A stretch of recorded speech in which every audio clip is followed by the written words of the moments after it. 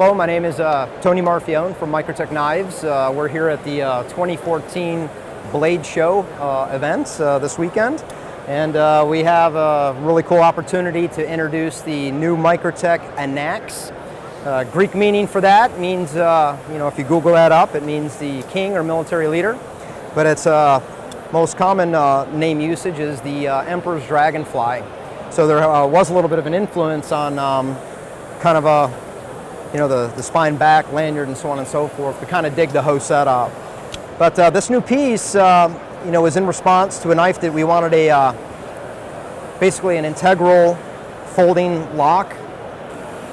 Basically, the chassis itself is machined out of a solid billet of 6AL4V titanium, which was challenging. It's not the first time it's been done in the industry, but I think from a production standpoint, I think it might be the first. What we always admired about the integral locks is just the simplicity. The less moving parts you could have in a mechanism, I think the better. But the way that we kind of went about sporting this one here is we wanted to have the features of an integral lock or an integral chassis piece, but in the same sense, we wanted to have a knife mechanism that was serviceable. The lock bar itself is also machined out of beta grade titanium and also has a hardened 17.4 tip that engages the blade. These are features that, we like it so that we could remove it if it ever gets dinged up or chinged or worn out. We could replace it rather than having to replace the entire chassis of the knife. Another unique feature to us is titanium does not make a very, very good bearing surface. So what we did is we incorporated our ceramic bearings along with a very, very thin race plate so that the bearings do not ride or rotate on the titanium chassis at all. Rotates on a 10 thousandths thick thrust washer on each side of the bearings, just giving it a very, very smooth surface. Even without oil, the knife just operates just ideally. The material in the blades are Bowler Udelholm Elmax, which we enjoy grinding. It's very, very difficult, but the end results are you get a very ductile blade that's just impeccable as far as corrosion and edge holding abilities. One of the unique primary features of the knife is, everybody ties lanyards on their knives. It's been going on for years and years, and it seems to be a fashionable thing to do, but we wanted to take a little bit of a different approach on this integral piece rather than just drilling a hole and tying a lanyard and so on and so forth. We feel that that's kind of a unique thing because as you go through the knife shows or just the knife aficionados, that seems to be a fashion statement. So we're catching on that people want to do different things to decorate these knives in their pockets.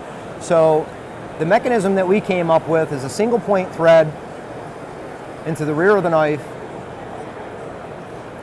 Kind of screws in, you could wrench it in. It sits on an O-ring which keeps it from vibrating loose in your pocket. But this is kind of our first attempt at a decorative lanyard that you could attach yourself with no real concerns or issues. But it allows us in the future here to offer different configurations for these lanyards.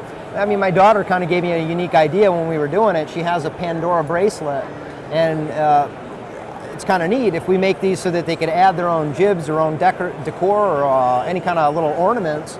It would just kind of make a unique feature for something that you could attach to your knife. So we're going to be coming out with a multitude of just different accessories that you could attach to the rear of the Knax knife.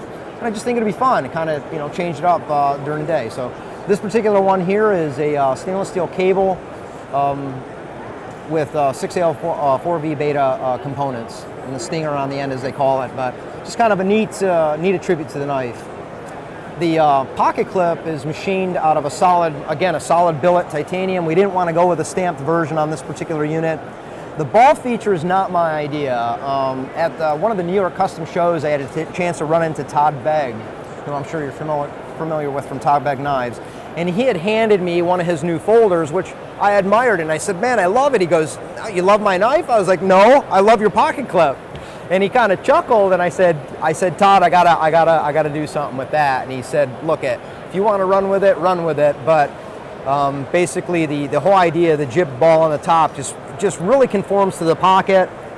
It's not overbearing, and it just really kind of bites and flows out of the pocket. So friction-free. We're using a silicone nitride ball. It's just kind of a neat tribute to the knife.